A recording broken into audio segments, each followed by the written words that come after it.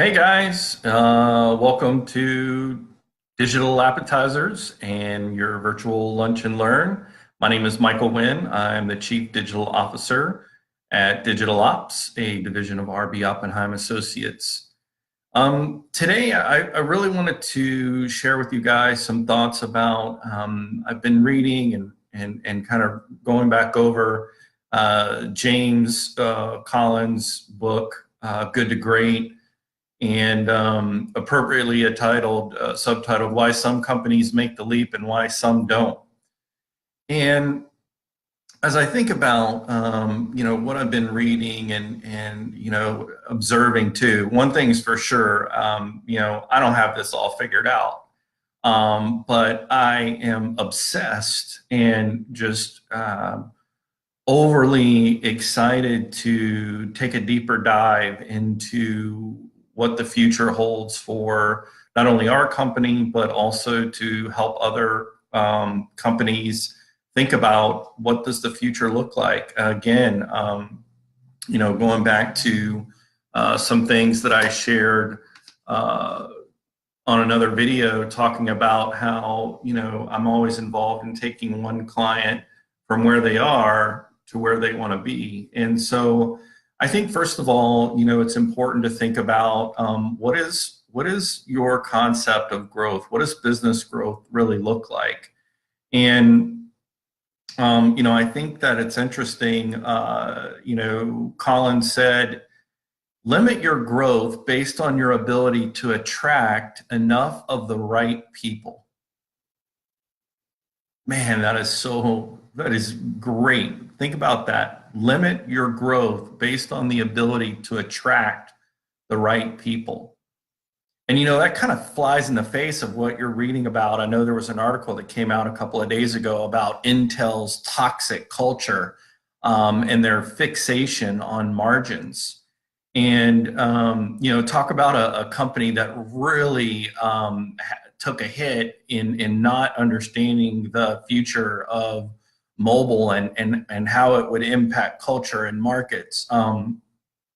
They were originally approached by Apple to create the processor for the phone, but they really didn't see the potential or the value in investing their technology in such a small device. And that decision was really based on their obsession with margins, because they knew with their current or with their agreement with various Microsoft products that their margins were greater for their processes. So anyway, if you read that article, I think it's ironic. Now, again, are they a profitable company? Yes.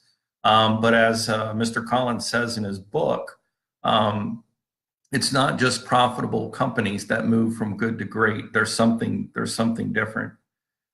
And then the next thing I think about is, what is the culture? So if their culture is focused on the numbers and focused on the margins, then what is your company? What is my company culture?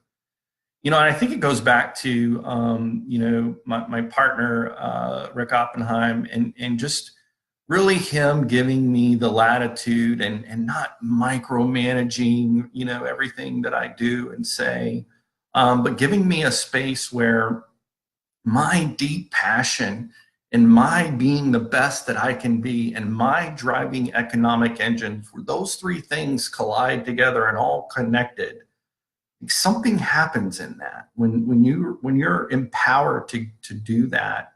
I think special things happen, and I think we're on the path of good to great.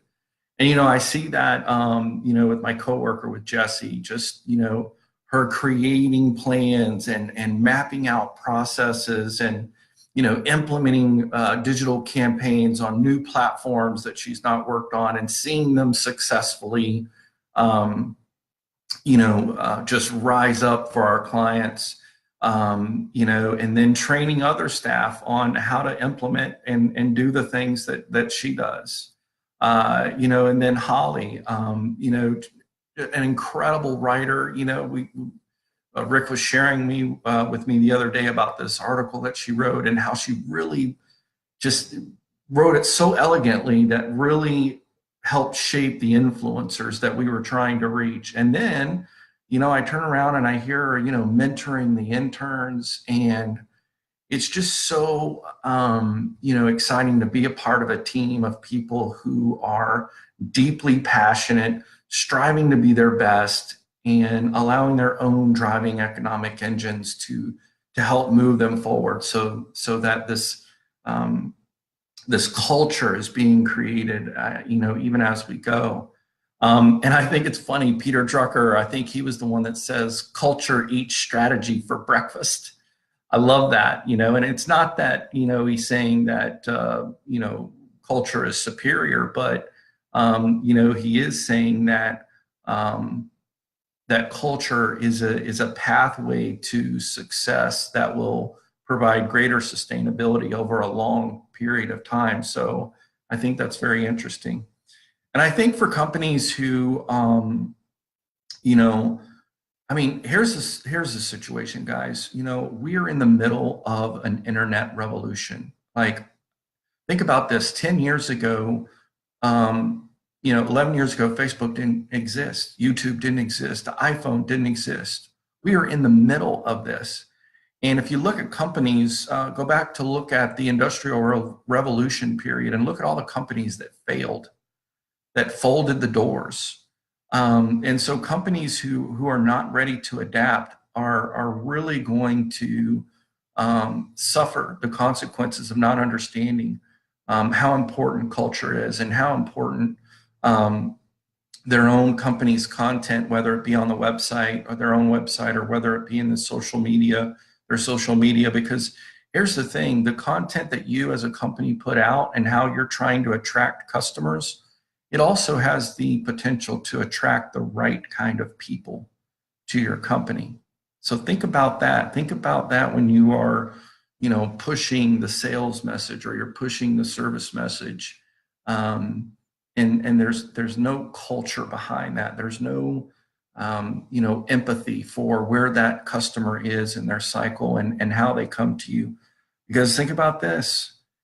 People who are your customers can also become your employees, can be your team members.